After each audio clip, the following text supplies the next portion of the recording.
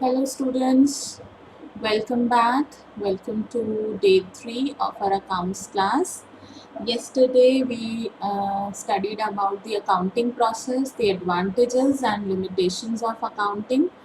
Today I am going to tell you about the different branches of accounting. ठीक है? What are the branches of accounting?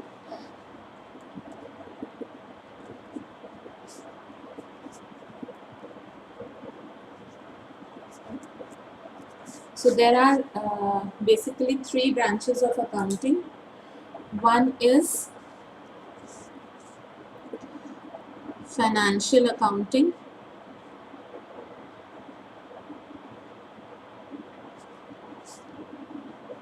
Second is cost accounting.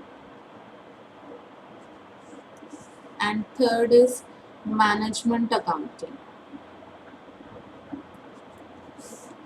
Now financial accounting is the one which we are going to study right now. Financial accounting हम अब 11th और 12th में पढ़ने वाले हैं. ठीक है. Cost accounting comes in your graduation level.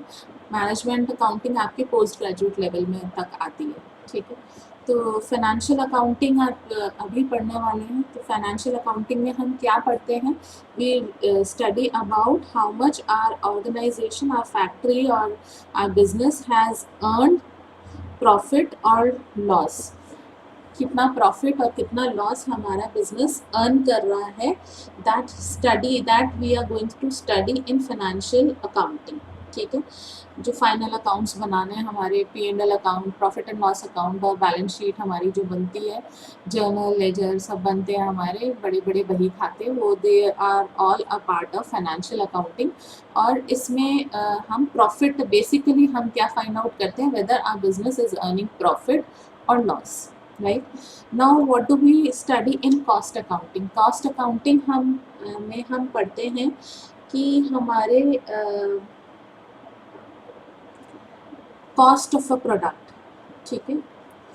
We study about the cost of a product. Like this pen. ठीक है.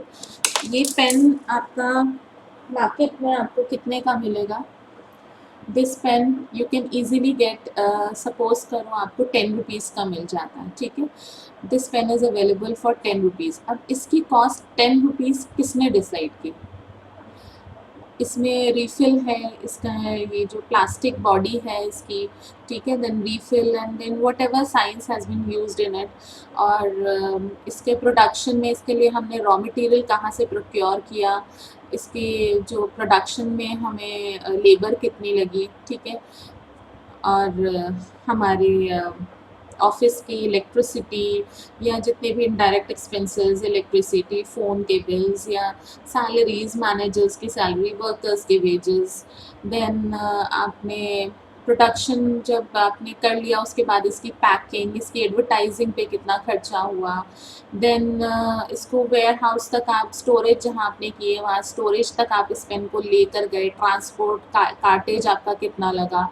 देन आपने अपने डिस्ट्रीब्यूटर को दिया, डिस्ट्रीब्यूटर ने जा कर के होलसेलर को दिया, होलसेलर ने जा कर के रिटेलर को दिया, एंड देन फाइनली कस्टमर के पास पहुंचा. तो ये सारे प्रोसेस में आपका कितना खर्चा आया, उस खर्चे से हम कैसे cost of a product find out करते हैं. That is a study. That is the study what we study in cost accounting. ठीक है. इन्हीं सब चीज़ों की स्टडी जो है हम कॉस्ट अकाउंटिंग में करते हैं. तो कॉस्ट अकाउंटिंग में हम क्या सीखते हैं? To find out the cost of a product. Now what is management accounting? Management accounting is, management को बहुत सारे डिसीजंस लेने होते हैं for the betterment of the organisation. So for those decision making जो अकाउंटिंग हम मेंटेन करते हैं, वो मैनेजमेंट के को हेल्प करती है फॉर डिसीजन मेकिंग. तो उसके लिए जो हम अकाउंटिंग मेंटेन करते हैं उसे हम मैनेजमेंट अकाउंटिंग कहते हैं. ठीक है. So it is a recently developed branch of accounting and it also relates to कि कहाँ से फंड्स प्रोक्योर करने हैं, हमें क्या क्या कॉस्ट हो सकते हैं, हम कैसे प्रॉफिट अर्न करेंगे, किस क्या क्या जो भी डिसीजंस, मेजर डिसीजंस प्लानिंग के टाइम पे डिसीजंस लेते हैं मैनेजमेंट, वो सारी डिसीजन के लिए हेल्पफुल होती है मैनेजमेंट अकाउंटिंग। ठीक है, तो financial accounting profit and loss के बारे में, हम अपने बिजनेस का प्रॉफिट एंड लॉस असरटेन करने के लिए फाइनेंशियल अकाउंटिंग को यूज़ करते हैं। Then cost accounting is use to find out the cost of a product. Then management accounting is used for decision making, major decision making that is taken by the management। उसके लिए हम management accounting को study करते हैं। ठीक है, then comes your bookkeeping। What is bookkeeping and what is accountancy? What is accountancy and what is bookkeeping? bookkeeping कभी भी आपने टर्म सुना है? What is bookkeeping? ओके, कल हमने अकाउंटिंग प्रोसेस पढ़ा था, IMR,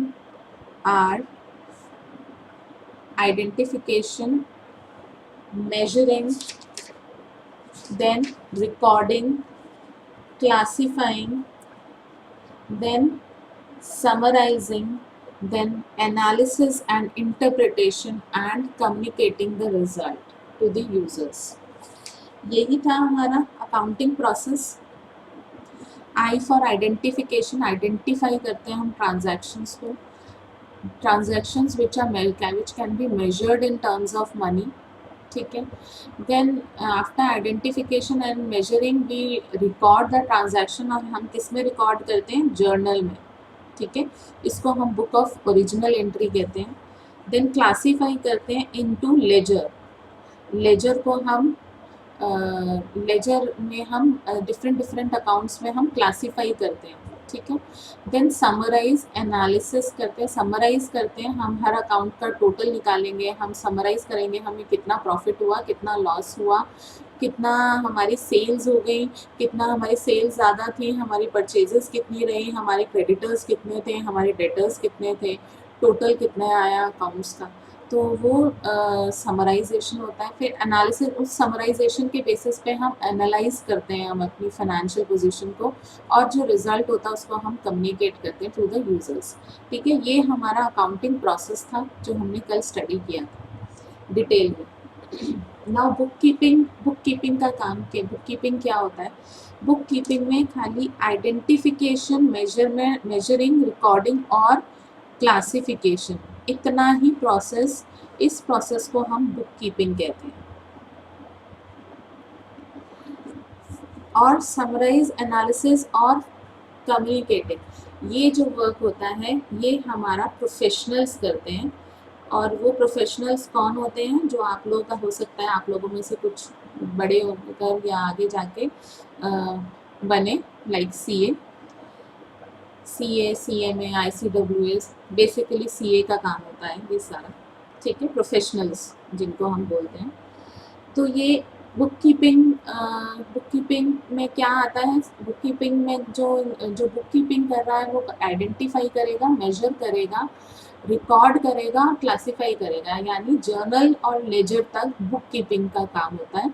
उसके आगे ये प्रोफेशनल्स का काम होता है। ठीक है, तो हम दोनों में डिफरेंस क्या है? बुक कीपिंग का मतलब है to record and classify the transactions which can be measured in terms of money. ठीक है, दोनों में डिफरेंस क्या है?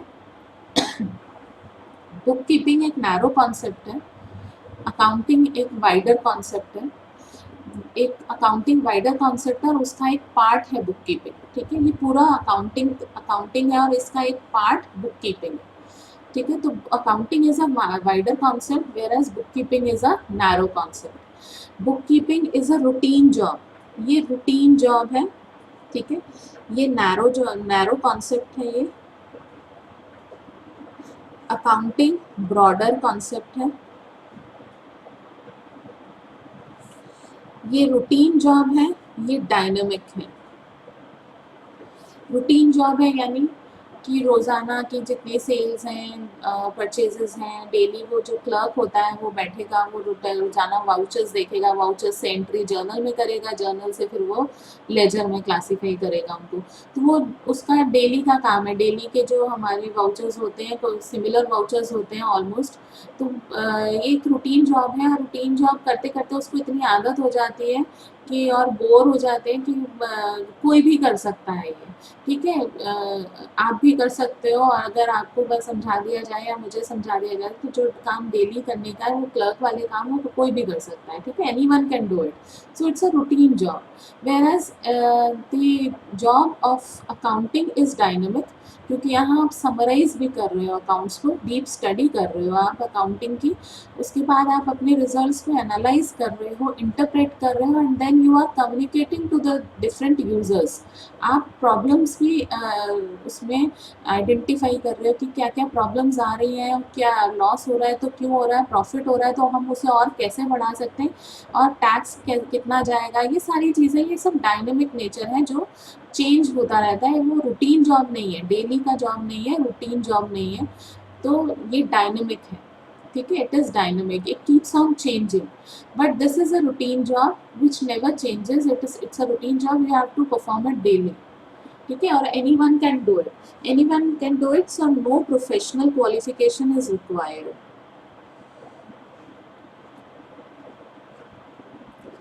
So no professional qualification is required, whereas here professional qualification is required. Professional qualification क्या चाहिए? एक सीए के लिए आपको सीए की डिग्री चाहिए, ठीक है। यहाँ पे आपको सीए की डिग्री चाहिए, प्रोफेशनल होना चाहिए, तभी आप यहाँ समराइज, एनालाइज और कम्युनिकेट कर पाओगे, ठीक है। It's because it's a dynamic job, broader concept है, डायनेमिक जॉब है, तो you need a professional qualification for it. ये ज़्यादातर आपका जूनियर स्टाफ करता है काम, ठीक है। जैसे कि क्लर्क, ये काम कौन करेगा? सीनियर स्टाफ करेगा, जैसे कि आपका सीए, राइट। सो इसको काम करने के लिए you need special skills, whereas you don't need any special skills, whereas here you require special skills, you require professional qualification. Here you don't require any professional qualification. Here this is a narrow concept, this is a broader concept. Here this is a routine job, here this is a dynamic job, ठीक है। So this job is performed by junior staff, this job is performed by a senior job. In bookkeeping, it is the recording and classification of transactions is done, and those transactions which are measured in terms of money, ठीक है, they are recorded. The transactions which can be measured in terms of money are recorded and classified in bookkeeping. Till classification, in bookkeeping, till classification is done. But whereas in accounting, summarizing, analyzing and interpreting and communicating to the users is also done, right? So now what is accounting information?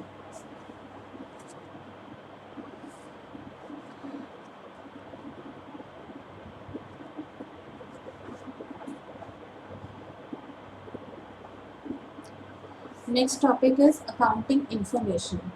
Accounting information क्या होती है? Accounting information हमारे profit और surplus के बारे में information provide कराना, financial position के बारे में इंफॉर्मेशन प्रोवाइड कराना, हमारी कंपनी में या बिजनेस में कैश फ्लो कितना है उसके बारे में इंफॉर्मेशन प्रोवाइड कराना। That these all things come under this heading accounting information. So now there should be some qualitative characteristics, ठीक है, qualitative characteristics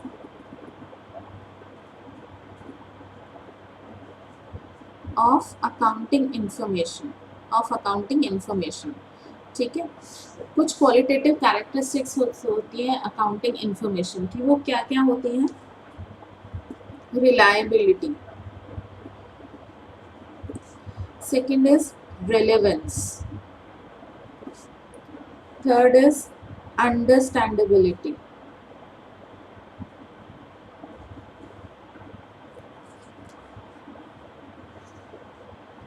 Fourth is comparability. Now reliability is what? Reliability का मतलब है कि जो अकाउंटिंग इंफॉर्मेशन है वो जो अकाउंट हमें इंफॉर्मेशन देता है दैट इज़ रिलायबल और नॉट, हम रिलाई कर सकते हैं उस पर या नहीं। जो इंफॉर्मेशन जो हमें जितने भी बिजनेस के बारे में, जो हमारी फाइनेंशियल पोजीशन के बारे में जो भी इंफॉर्मेशन अकाउंटिंग इंफॉर्मेशन से हमें मिलती है दैट शुड बी रिलायबल। हम उस पर रिलाई कर सकें, उसके ऊपर ट्रस्ट कर सकें, and by relying on that we could take decisions for the betterment of our future. ठीक है, so the information provided in by accounting it should be reliable. Now the accounting information should be relevant.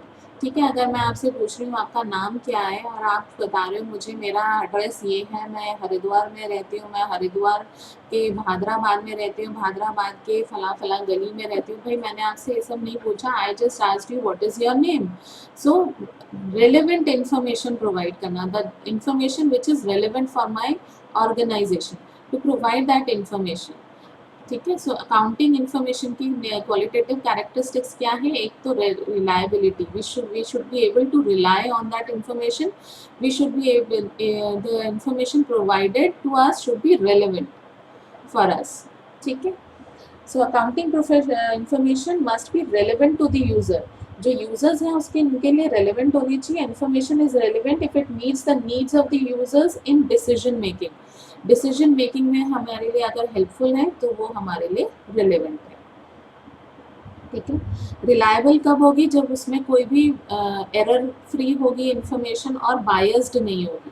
ठीक है, error free होगी और biased नहीं होगी तो वो इंफॉर्मेशन रिलायबल है और हम उसके ऊपर रिलाई कर सकते हैं for our decision making. Then understandability, what do you mean by understandability? Means whatever information is provided to us under this should be understandable, it should be understandable. ठीक है, it should be in a simple language that the users are able to understand it. ठीक है, जिनको भी वो information useful है जिनके लिए, उनको वो अंडरस्टैंडेबल होनी चाहिए। Then comparable, the information should be comparable, कि आप अपने ही रिजल्ट्स को आपके प्रीवियस ईयर के रिजल्ट से कंपेयर कर सको या आप अपने कॉम्पिटिटर्स से अपने रिजल्ट्स को कंपेयर कर सको। So your accounting information should be comparable, it should B reliable, should be biased free, ठीक है, should be error free, so it should B reliable, it should be relevant. If it is according to the needs of the users, it is providing relevant information to the users, then it is relevant also, and it should be prepared in such a way that it is understandable. Okay. Then it is comparable. It is comparable in the sense that the results we are getting, we are able to compare those results with the results with our previous year's results or with the results of our competitors, right? So till here I want you all to prepare your notes. You don't have to study in detail about these three branches of accounting. You should just know simple, इसके ऊपर 1 mark के questions आ जाते हैं, what is financial accounting या cost accounting क्या है या management accounting क्या है। ठीक है, you should know what are these, but you don't require any detailed study of this. ठीक है, but yes it is, this one is important, book keeping और अकाउंटेंसी में क्या डिफरेंस है ये इम्पॉर्टेंट है। ठीक है, अकाउंटिंग प्रोसेस हमारा पूरा अकाउंटिंग एक ब्रॉडर कॉन्सेप्ट है, बुक कीपिंग उसका एक नैरो कॉन्सेप्ट है। तो ये डिफरेंस जो मैंने आपको बताया ये it should be in your registers, you have to make note of this. And then qualitative characteristics of artificial intelligence, इस पर भी कई बार शॉर्ट नोट आ जाता है। ठीक है, so till here please complete your notes, right? I hope I am pretty much clear and today's topics are clear to you. If you have any doubts, feel free to ask me. You can send your messages in the group. अगर कहीं भी कोई भी doubt है आपको तो आप मुझसे पूछ सकते हो कभी भी। ठीक है, Goodbye.